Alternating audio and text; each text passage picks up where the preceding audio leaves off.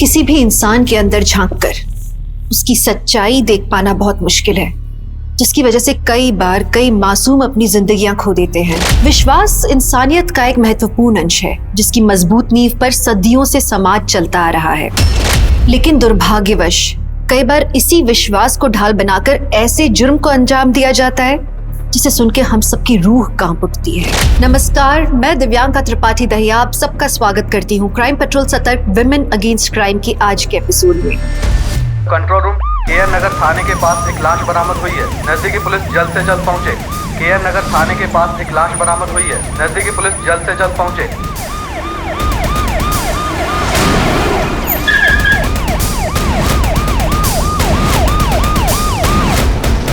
हटिए।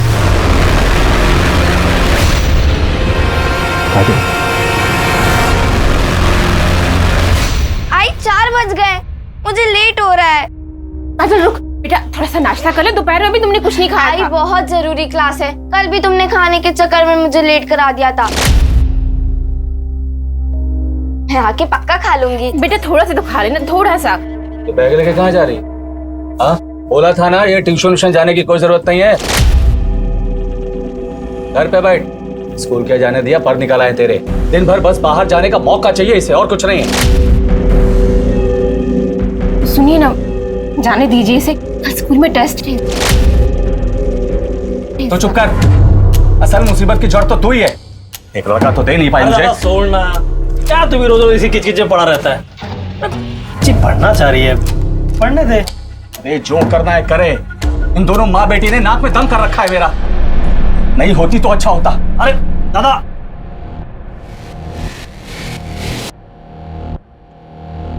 काजल बेटा, तुझे ट्यूशन जाना है ना? जा। अरे अरे काजल बेटा, नाश्ता। काजल काजल सुन तो।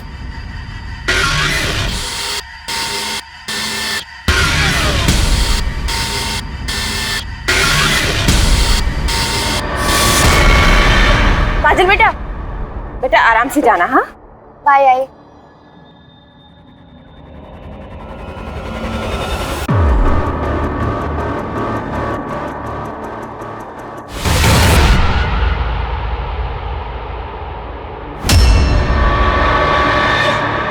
साहब, काजल 5:30-6 बजे तक ट्यूशन से घर लौट आती थी, लेकिन अभी रात के 9 बज रहे हैं, अभी तक घर नहीं लौटी है। अपने आस पड़ोस में चेक किया? कहीं ऐसा तो नहीं अपने किसी दोस्त के घर में खेल कूद रही? साहब हमने सब जगह पर देख लिया, वो किसी दोस्त के यहाँ नहीं है। हम ट्यूशन टीचर के पास भी गए थे, सब किसी को कुछ भी नहीं पता।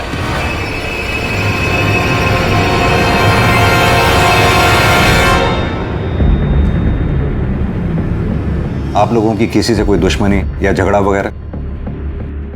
नहीं साहब, ऐसा तो कुछ नहीं है। और काजल, उसकी किसी से कोई दुश्मनी, कोई मनमुटाव? साहब वो सिर्फ 13 साल की, उसकी किसी से क्या दुश्मनी होगी?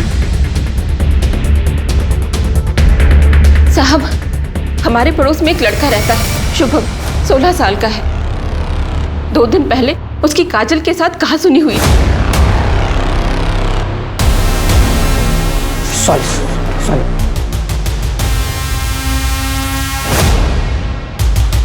अरे ये क्या काजल, दिमाग खराब है तेरा? और तूने जो किया, मेरा पूरा होमवर्क खराब हो गया। देख, मैंने तुझे जानबूझकर नहीं भिगाया। अरे पत्थर में पैर पड़ा और इसलिए तेरे पे पानी आ गया।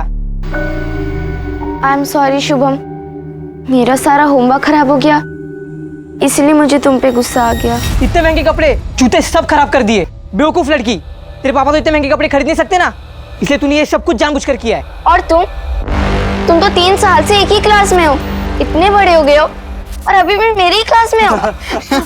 ओ शुभम, क्या बात कर रही है? तेरे मुंह पे बेइज्जती। क्या झगड़ा कर रही है? चल अंदर। ठीक है, हम शुभम से बात करते हैं। अगर आप लोगों को कुछ याद आए तो हमें बताइएगा। ठीक है साहब। सर, काजल की फोटो आसपास के थानों में भेज दी है और नाकाबंदी भी कर दी है। काजल की फोटो को सभी चेक पॉइंट्स पर भी भेज दिया है। सर, आपको ये किडनैपिंग का केस लगता है क्या? काजल का बाप रवि एक फैक्ट्री में मामूली वर्कर है, माँ हाउस वाइफ है। फिरौती की रकम कहाँ से दे पाएंगे? अगर मकसद फिरौती नहीं है तो इसका मतलब काजल को नुकसान पहुंचाने के इरादे से टारगेट किया गया है। और जब वजह दिखाई न दे तो अंजाम सोच से भी ज्यादा भयानक होता है। शुभम से बात करते हैं, फिलहाल तो हमारे पास वही लीड है।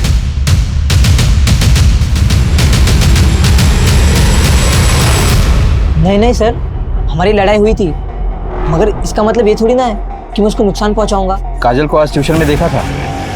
हाँ सर, मैंने देखा था उसे, मगर हमारी बात नहीं हो पाई। वो क्लास छुट्टी निकल गई थी।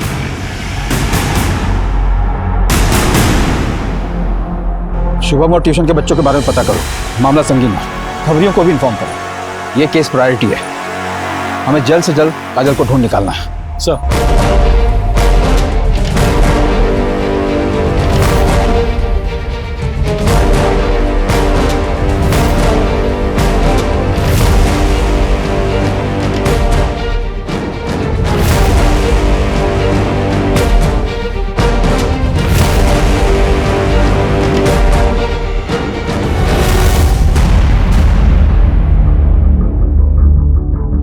3 दिन बीत गए यादव, हमारे हाथ अभी तक कुछ नहीं लगा। CCTV camera? सर, ट्यूशन से लेकर घर तक के सारे रास्ते चेक किए, कहीं कोई सीसीटीवी कैमरा नहीं मिला। आसपास के एरिया की चेकिंग जारी है, लेकिन हमारे हाथ में कुछ नया लगेगा इसके चांसेस बहुत कम है सर। समय निकलता जा रहा है यादव, हमें यह भी नहीं पता काजल इस वक्त कहां होगी, किस हाल में होगी।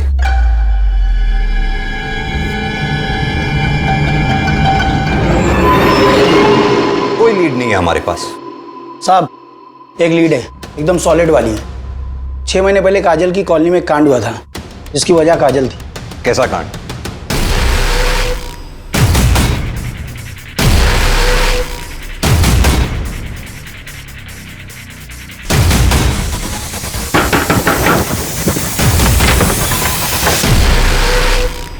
छह महीने पहले हमारे घर में पूजा थी, तब मैंने काजल को आस पड़ोस में प्रसाद देने के लिए भेजा था। सविता मौसी, सविता मौसी।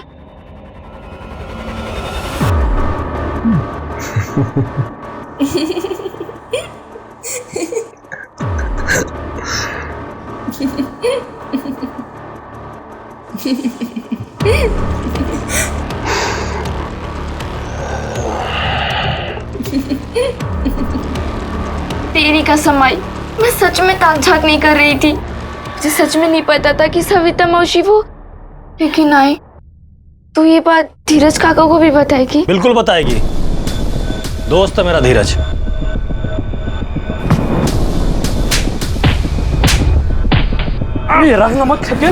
क्या बता सकते हैं नितिन कहाँ मिलेगा? सुना है आजकल वो जानीपुर में रहता है, चंदू के पास उसका पूरा एड्रेस जरूर होगा।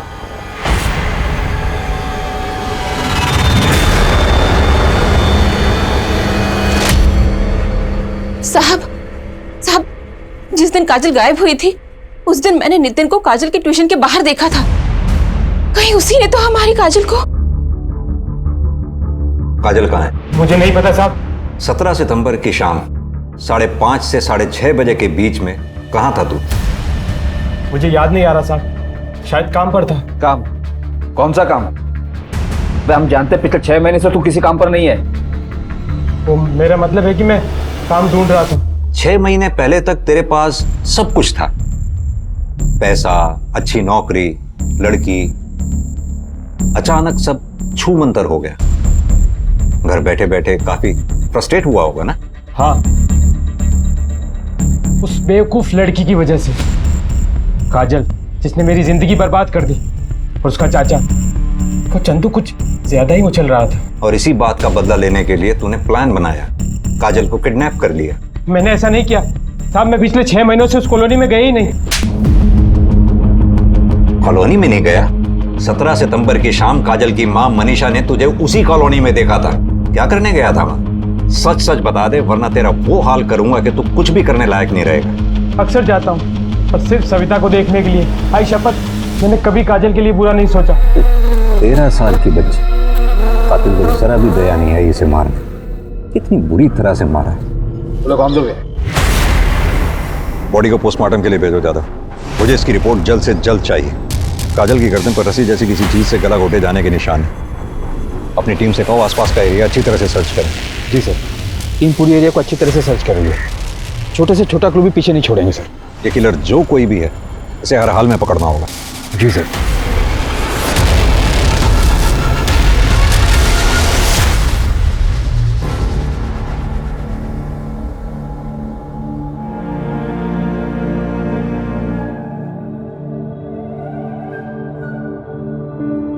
हाँ बेटा पीहू, पहुंच गए घर? हाँ हाँ, अरे नहीं, ऐसे ही किया था।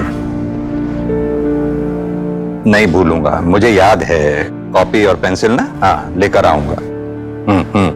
लाऊंगा। हाँ ऐसे ही किया था। ठीक है बेटा, ध्यान रखना अपना। पापा को भी काम है, अभी रखता हूं। बाय।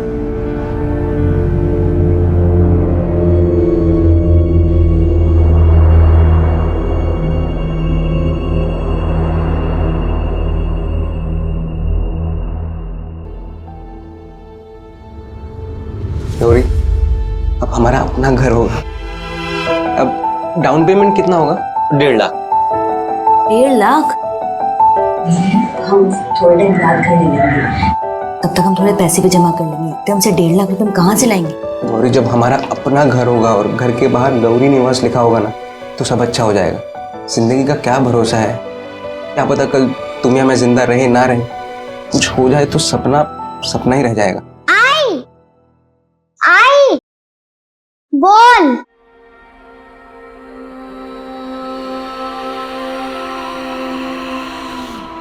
आई खुशबू, खुशबू आई, आई खुशबू।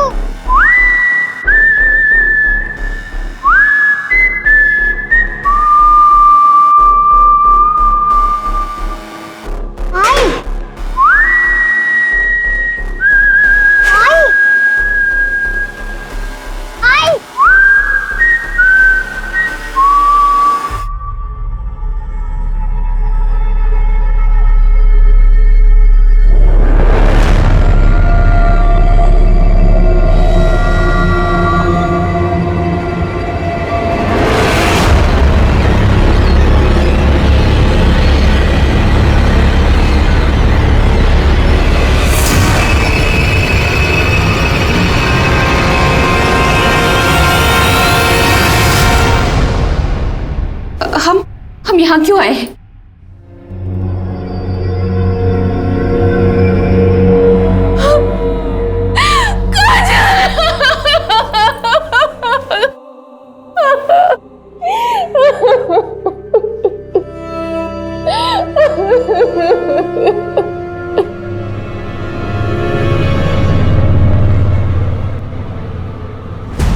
काजल के मर्डर से पहले उसके साथ कई बार रेप किया गया था।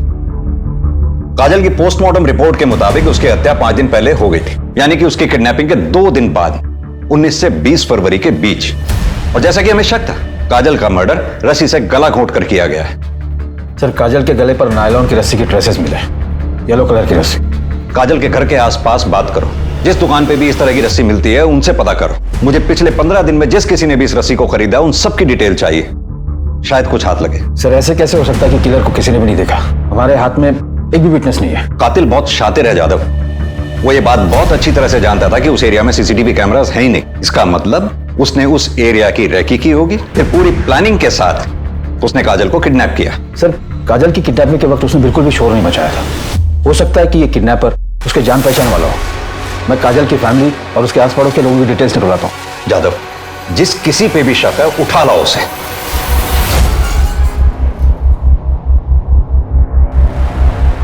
पुलिस हर उस इंसान के बारे में पता लगा रही थी जो किसी भी तरह से काजल से जुड़े हुए थे, लेकिन उनकी नजरों से दूर, सोच से परे एक और अपराध अपनी जड़ें बिछा रहा था।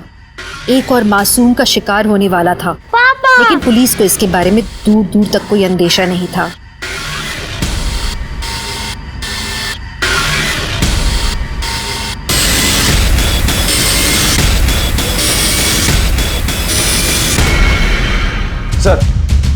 सर, काजल की कॉलोनी में एक पड़ोसी से पता चला कि काजल का बाप रवि बेटा चाहता था और मनीषा और काजल के साथ बुरा सलूक भी करता था। कभी कभार तो हाथ भी उठाते था। इतनी छोटी सी बच्ची के ऊपर हाथ उठाता था? और वो चंदू, काजल का चाचा, रवि का छोटा भाई, वो भी कुछ अजीब है। उसे बच्चों से कुछ ज्यादा ही लगाव है। हमेशा कॉलोनी के बच्चों के आसपास ही रहता है। कभी मिठाई तो कभी चॉकलेट देकर अपने पास बुलाता रहता है। लेकिन कभी किसी ने उस चंदू के खिलाफ कंप्लेंट क्यों नहीं की? सर जब हमें ये पता चला तो हमने कुछ और लोगों से भी पूछताछ की। उनका कहना था कि चंदू अजीब तो है पर उसने किसी के साथ कुछ गलत नहीं किया। तो क्या सब गलत होने का इंतजार कर रहे हैं? यादव, ये भी तो हो सकता है कि काजल इसका पहला शिकार रही है। रवि काजल का सगा बाप है, काजल का रेप हुआ। एक बाप अपनी बेटी के साथ ऐसा कुछ भी हो सकता है यादव। इंसान को जानवर बनने में सिर्फ 1 सेकंड लगता है।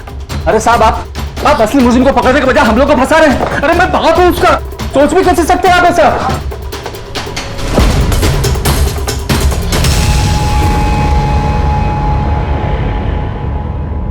हाँ साहब, ये सच है। मेरे पति को बेटा चाहिए था। काजल स्कूल जाए इसके लिए वो मान गए थे, लेकिन काजल का ट्यूशन जाना उन्हें बिल्कुल पसंद नहीं था। उनका मानना था कि अगर काजल को इतनी आज़ादी देंगे तो वो बेलगाम हो जाएगी। लेकिन साहब, मैं जानती हूँ मेरी बच्ची ऐसी नहीं थी, वो तो सिर्फ पढ़ना चाहती थी। मनीषा जी, 17 सितंबर जिस दिन काजल गायब हुई, क्या उस दिन भी आपके घर में कुछ झगड़ा हुआ था? मेरा मतलब, आपके पति रवि ने काजल से कुछ कहा था?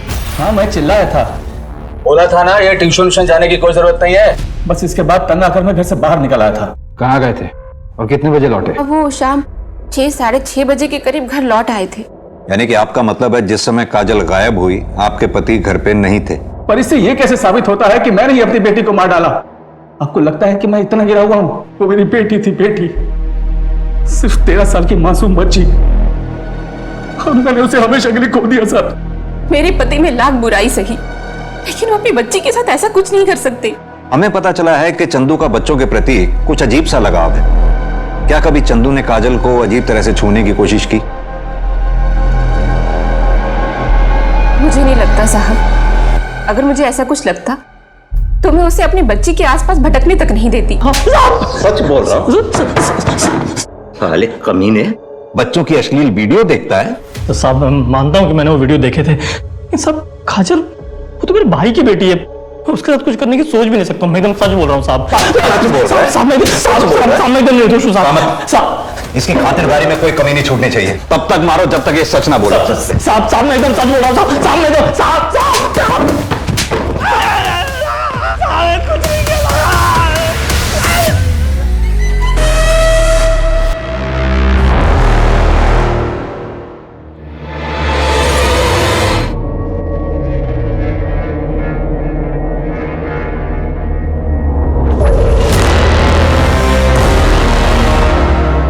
बाबा, आप आ गए?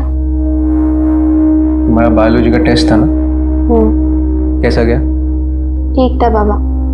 तुम खाना लगा दो, मैं हाथ मुंह धोकर आता हूँ।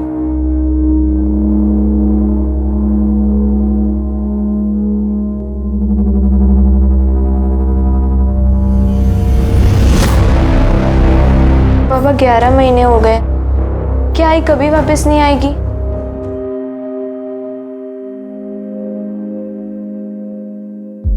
आएंगी बेटा, क्यों नहीं आएंगी? आज पूरन पोली बनाई थी, तेरे लिए ले आई। कृष्णा, जरा चाय बनाना। तृष्णा बेटा, रुक जाओ। विनू, वो धारणा और रितेन घर पर अकेले हैं, कल परसों मिलते।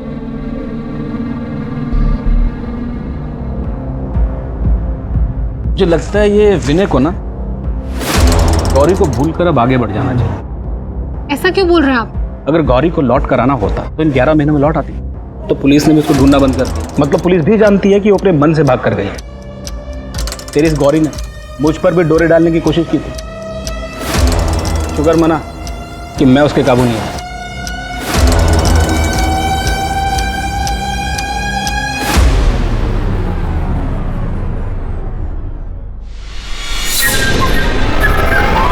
इंग्लिश टीचर ने तो कुछ पढ़ाया ही नहीं और सारे लेक्चर्स फ्री गए। अरे यार श्रुति, क्या हुआ? मेरी बहन रानी के लिए कैंडी लेनी थी पर दुकान तो पीछे ही छूट गई। अब इतनी दूर वापस चल के कौन जाएगा? एक काम करते हैं, तू जाकर ले क्या, मैं यहाँ खड़ी हूँ, तेरी वेट कर रही हूँ। ओके। ये चंदू पिछले 15 दिन से हमारी हिरासत में है, लेकिन इसकी स्टेटमेंट में कोई चेंज नहीं आया। कन्फेशन मिलना मुश्किल है।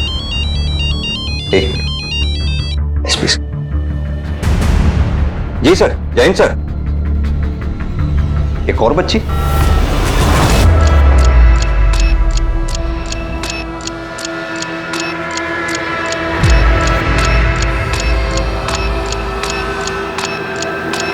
और चाहिए?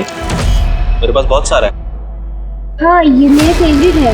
पता है, मेरी गाड़ी में बहुत सारा रखा है, आ देता हूँ।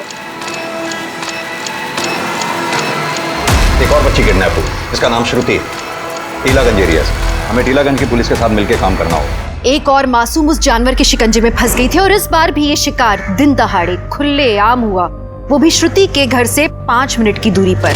पिछली जीत उसके सर चढ़ने लगी थी, वो खुद को भगवान मानने लगा था, इतना शक्तिशाली जिसे कोई पकड़ नहीं सकता। पुलिस पहली बच्ची काजल को बचाने में नाकाम थी। गौरी के बारे में पुलिस को कुछ भी नहीं पता था और अब तीसरी बच्ची भी किडनैप हो गई थी। क्या था आखिर श्रुति के नसीब में आगे? क्या ये केसेस आपस में जुड़े हुए थे या पुलिस अलग अलग क्रिमिनल से डील कर रही थी? क्या पुलिस गुमराह होकर सच में गलत राह पर चल पड़ी थी या इस केस का और भी भयानक रूप अब तक किसी के सामने नजर नहीं आया था? सर, ये बच्ची है श्रुति सिंह, उम्र 10 साल। कल दोपहर को लगभग 1 बजे के आसपास जब ये स्कूल से लौट रही थी, इसे किडनैप कर लिया गया। बेटा श्रुति कहाँ है? उसे स्कूल से आने में लेट होगा क्या? आंटी, मैं श्रुति से बात नहीं करूंगी। उसने बोला था वो मेरे लिए वेट करेगी और वो चली गई। चली गई? कहाँ चली गई? वो कोई अंकल थे। कौन अंकल? पता नहीं। मैं जब कैंडी लेकर मुड़ी तो मैंने देखा वो उनके साथ जा रही थी। मैं उसे बहुत आवाज दी, फिर भी वो नहीं रुकी। सर, मैंने मीना से पूछताछ करी लेकिन हमें कुछ खास पता नहीं चला। उस आदमी का कोई ट्रेस मिला? नहीं सर, ये आदमी बहुत ज्यादा शातिर है। शर्मा, तुम्हें क्या लगता है श्रुति और काजल, इन दोनों का किडनैपर सेम है? सर, किडनैपर का विक्टिम प्रोफाइल काफी सिमिलर है। काजल और श्रुति दोनों की एज लगभग बराबर है सर, 10 साल और 13 साल। किडनैपिंग का तरीका भी बिल्कुल सिमिलर है सर। किडनैपर आया, बहुत आराम से लड़की को उठाया और हवा में गायब सर। किसी ने कुछ नहीं देखा, किसी के पास कोई एविडेंस नहीं है, कोई सीसीटीवी फुटेज नहीं है और बाद में इन दोनों की फैमिलीज को कोई रैंसम की कॉल भी नहीं आई। सिमिलरिटीज तो है पर हमें इतनी जल्दी कंक्लूजन पर नहीं आना चाहिए। कहीं हम एक ही आदमी को ढूंढते रहे और किलर विक्टिम का कोई अपना ही है। एक काम करते हैं, केस को इन्वेस्टिगेट करते हैं, देखते हैं क्या निकलता है। राइट साहब।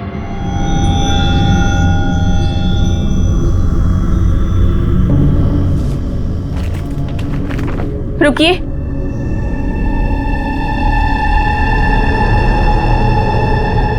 आपके लिए मैंने पुलिस से झूठ बोला। जिस दिन काजल का कत्ल हुआ आप घर नहीं आए थे। कहीं पुलिस जो कह रही है वो सच? क्या बोला तूने? वो तो पुलिस वाले हैं, उनका काम है शक करना, पर तू ऐसा कैसे सोच सकती है? दोबारा ऐसी बकवास की ना तो जान से मार दूंगा। एक तरफ काजल की मौत की खबर से मनीषा और रवि के बीच की दरार और बढ़ रही थी और दूसरी तरफ पुलिस के पास एक और दिल दहलाने वाला केस आया।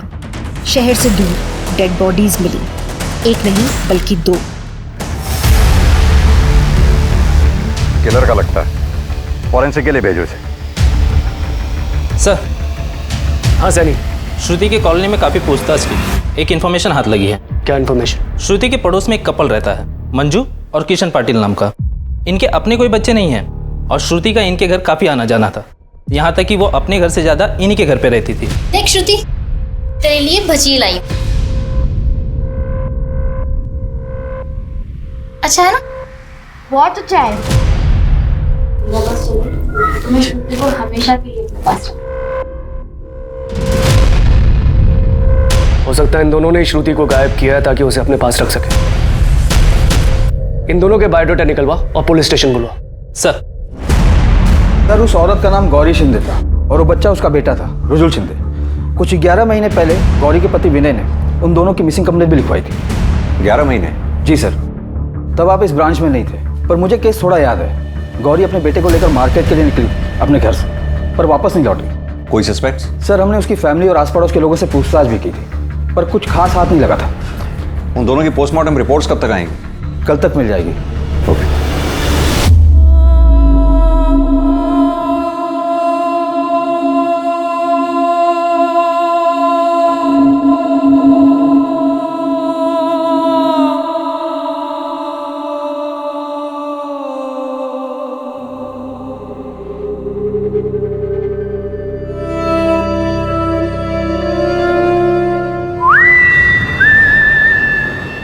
सर, मंजू और किशन पाटिल के घर पे ताला लगा हुआ है। पड़ोसी ने बताया कि वो लोग यहाँ से 9 अक्टूबर की रात को ही चले गए थे। बोला कि कुछ फैमिली इमरजेंसी है। 9 अक्टूबर मतलब श्रुति के गायब होने से ठीक एक दिन पहले। परफेक्ट सेटअप है। क्या पता ये फैमिली इमरजेंसी सिर्फ एक बहाना था, असल में वो लोग कहीं कहीं आसपास रुके थे और मौका पाते ही श्रुति को लेकर भाग निकले। हो सकता है सर, क्योंकि किसी को नहीं पता कि कहाँ गए हैं और उनका फ़ोन भी बंद आ रहा है। इन दोनों के मोबाइल नंबर ट्रैकिंग पे डालो और जैसे फ़ोन स्विच ऑन हो मुझे बताना। सर अब मैंने बहुत सोचा, ऐसे किसी आदमी को नहीं जानता जो मेरे गौरी और रुजुल के साथ ऐसा कुछ कर सके। मुझे तो अभी तक समझ में नहीं आ रहा है कि कोई उनके साथ ऐसा जानवरों जैसा सुलूक क्यों कर। कोई ऐसा शख्स जिससे तुम्हारी दुश्मनी रही हो या फिर गौरी के साथ किसी का झगड़ा हुआ हो? ऐसा कुछ नहीं हुआ था सर। उस दिन भी गौरी ऐसे ही मार्केट गई। विनय, मैं मार्केट जा रही हूँ। अच्छा, मार्केट जाते जाते बैंक हो आना, वो किस्त जमा करने की तारीख पता करनी है ना। लेकिन बैंक तो दूसरी तरफ है, मैं तो बस यहाँ मार्केट तक जा रही हूँ। एक काम करती हूँ, मैं बैंक कल चली जाऊंगी। कोई बात नहीं, चलो बाय बाय बोलो पापा को। वो आखिरी बार था जब मैंने उन दोनों को देखा था। सर ये तो आपको पहले भी बताया था, आप फोन पे भी पूछ सकते। वैसे आपको कातिल के बारे में कुछ पता चला? मेरा मतलब आपको शक है किसी को? हमें जैसे कुछ पता चलेगा विनय हम आपको बता देंगे। सर गौरी और रुजुल की पोस्टमार्टम रिपोर्ट आ गई है। मर्डर 5 दिन पहले हुआ, रस्सी से गला घोटकर, अराउंड 5 से 6 अक्टूबर के बीच। रिपोर्ट के मुताबिक गौरी की बॉडी पे काफी असॉल्ट मार्क्स। सर मैंने गौरी के पति विनय और उसके बहनोई शंकर से भी बात की। विनय तो शोक में था, पर उसका बहनोई शंकर मुझे कुछ गड़बड़ लगा। एक काम करो, उस्मान से कह के शंकर का काला चिट्ठा निकलवाओ और मुझे अपडेट देते रहना। जी सर।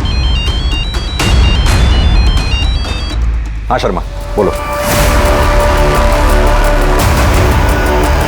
क्या?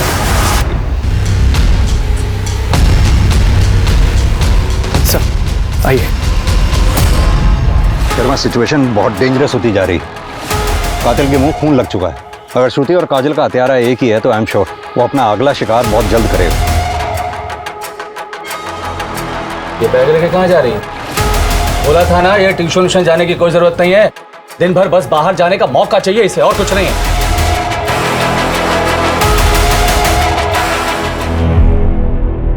साहब अभी आपने मेरे को इधर क्यों बुलाया? मुझे पता चला कि तू गौरी को बहुत ज्यादा ही पसंद करता था। उसकी दोस्त ने बताया कि उसकी शादी से पहले तू उस पर डोरे भी डालता था, लेकिन उसकी मौत की खबर सुनकर ज्यादा दुखी नहीं हुआ तू। उसकी ना बर्दाश्त नहीं कर पाया, इसलिए उसे जान से मार डाला है ना? अरे साहब कुछ भी बोल रहे हैं आप। ठीक है गौरी मुझे पसंद थी, सुंदर थी, मेरा दिल आ गया था उस पर साहब मैंने कभी उसके साथ कोई जबरदस्ती नहीं की। इसलिए क्योंकि तू उसकी बहन का पति है? नहीं साहब, इसलिए क्योंकि मुझे कभी गौरी के साथ जबरदस्ती करने की जरूरत ही नहीं पड़ी। साहब अभी वो इस दुनिया में नहीं है, पर आपको एक बात बोलूं, वो जितनी भोली दिखती थी ना उतनी थी नहीं। मुझे भी देर हो रही है, मैं भी चलती हूँ। अरे कहाँ हो? अच्छा ठीक है चली जाना, मैंने तेरी मनपसंद पूरन पोली बनाई है, मैं अभी डब्बे में पैक करके तुझे देती हूँ। ताई अरे रुक ना 2 मिनट। चिकन भी ले गया।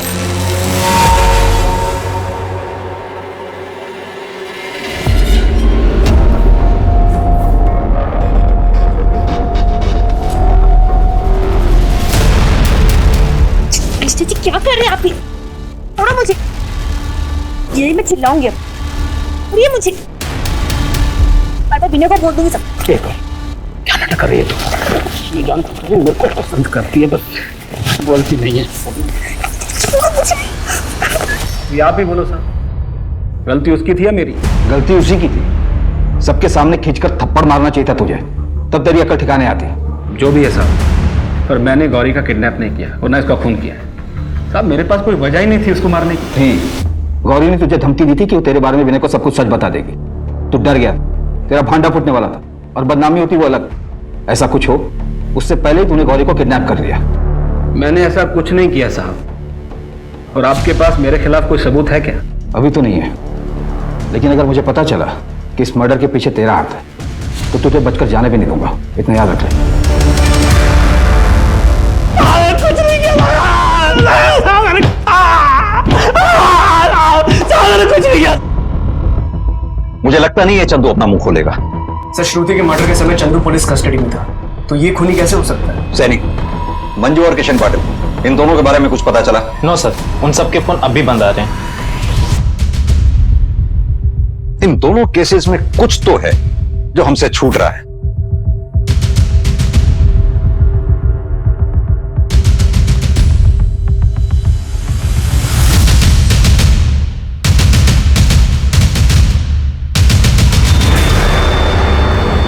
यादव, दोनों क्राइम स्पॉट्स जहां से हमें श्रुति और काजल की डेड बॉडीज मिली हैं, उसके आसपास का एरिया दोबारा से सर्च करा। लेकिन सर सर्च क्या करना है? पान मसाला के रैपर्स। इन दोनों के क्राइम स्पॉट्स के आसपास जितने भी पान मसाला और के रैपर्स मिलते हैं वो सब मुझे चाहिए, जल्द से जल्द।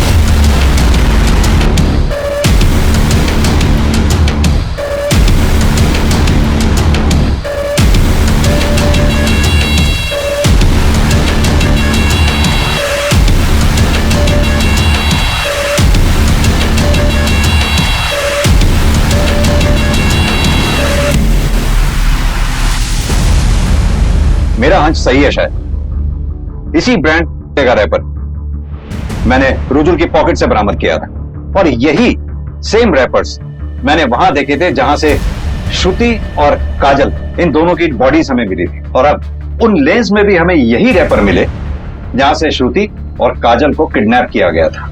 लेकिन सर ये तो बहुत ही कॉमन ब्रांड है, मुझे नहीं लगता कि ये तीनों केसेस आपस में कनेक्टेड है। नहीं जादव, मुझे स्ट्रांगली लग रहा है, क्योंकि रुजुल और गौरी को जहां से किडनैप किया गया था वहीं पीछे एक दरगाह है।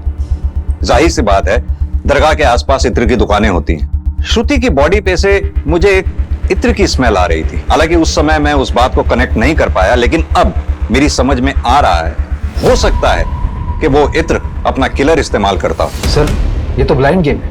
आई नो ज्यादा, लेकिन अभी फिलहाल हमारे पास यही एक थ्योरी है और इसी थ्योरी को लेकर हमें आगे बढ़ना होगा।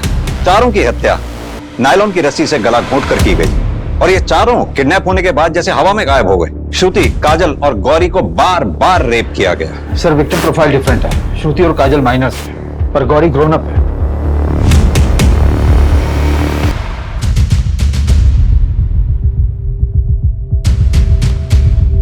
पता नहीं क्यों मुझे ऐसा लग रहा है कि ये सारे केसेस आपस में कनेक्टेड हैं। अभी के लिए मान लेते हैं इन सारे केसेस में एक ही हत्यारा है, सीरियल किलर।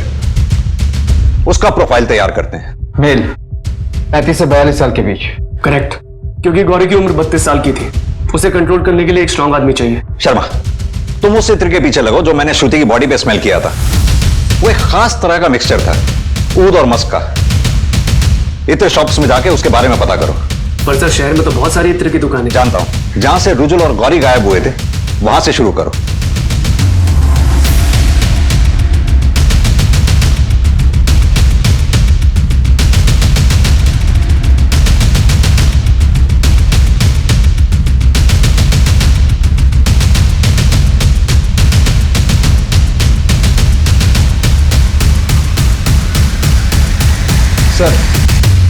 सर मैंने तीनों विक्टिम काजल, श्रुति और गौरी के घर के आसपास के सभी पान की दुकानों पर पूछताछ की, पर प्रॉब्लम वही की वही है।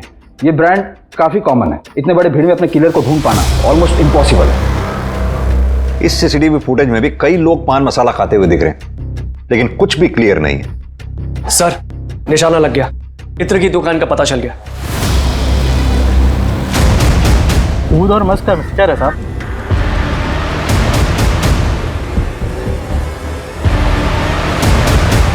एग्जैक्टली वही खुशबू है। हमें उन सभी लोगों के नाम और नंबर चाहिए जो ये वाला इत्र इस्तेमाल करते हैं। ठीक है साहब।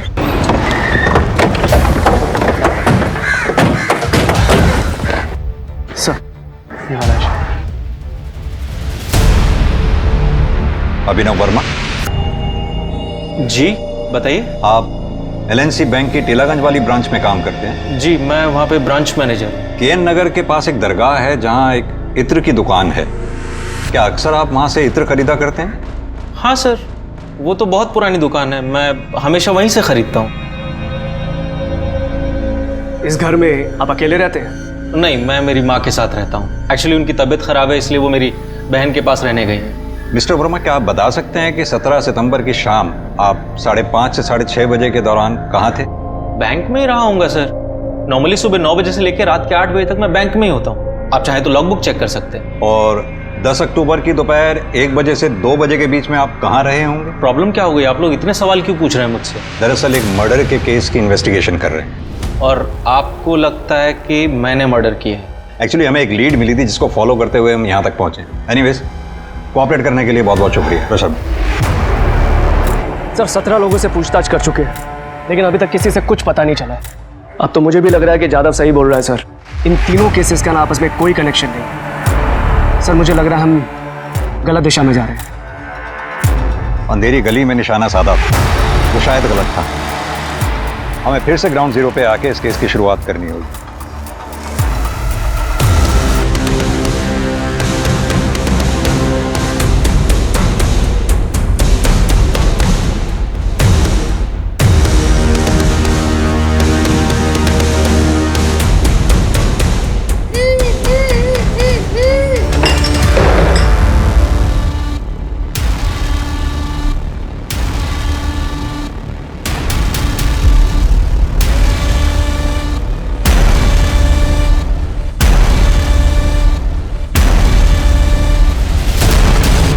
मैं आपको ही कॉल करने वाला था। आप बैंक जाके ना कुछ पेपर साइन कर लीजिए, लोन आपका ऑलमोस्ट पास है। पर हाँ, 5 बजे के पहले पहुंच जाइएगा, वरना इंटरेस्ट दुगना हो जाएगा। मैं अभी घर पे पेपर भूल आया हूँ, तो 5 मिनट में पेपर्स पिक करके बैंक चलते हैं। आइए मेरे साथ ही चल लीजिए ना।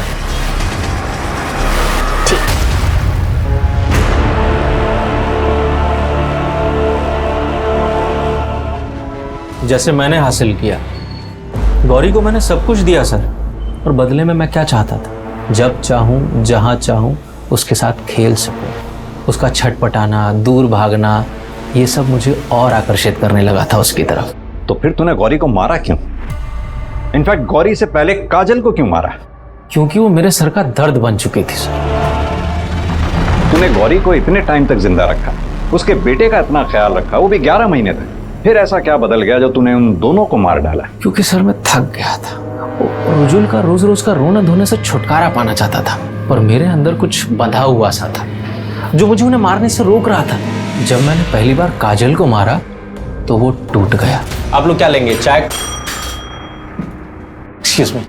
पर उसकी वो पायल, पता नहीं क्या हुआ मुझे कि मैं उसके बाद उसे भूल ही नहीं पाया। कुछ अलग सा ही नशा था, ऐसा चढ़ा कि उतरने का नाम ही नहीं ले रहा था। सोते जागते, उठते बैठते, खाते पीते, हर समय मुझे वही दिखाई देती थी। मैं उसे हर हाल में हासिल करना चाहता था। काजल, श्रुति, प्रिया 10 से 12 साल की थी, बच्चियां ही क्यों? क्या है ना सर, इंसान रोज दाल चावल खा के चेंज तो चाहता ही है ना। मुझे अब बिरयानी खानी थी। बिरयानी खानी थी? बिरयानी खाएगा? बिरयानी खाएगा? दरअसल तू इंसान है ही नहीं, जानवर से भी बदतर है तू।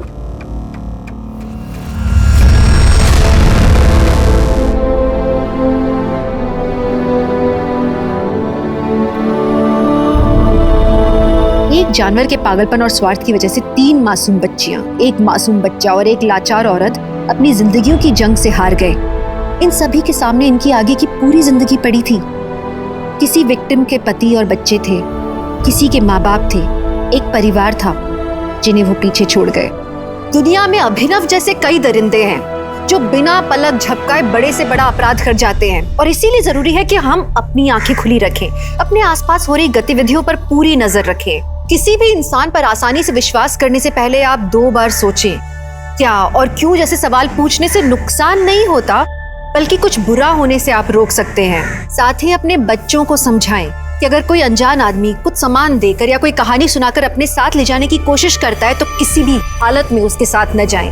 और अगर कोई जोर जबरदस्ती करता है तो जोर जोर से जितना चिल्ला सकते हैं उतना चिल्लाएं।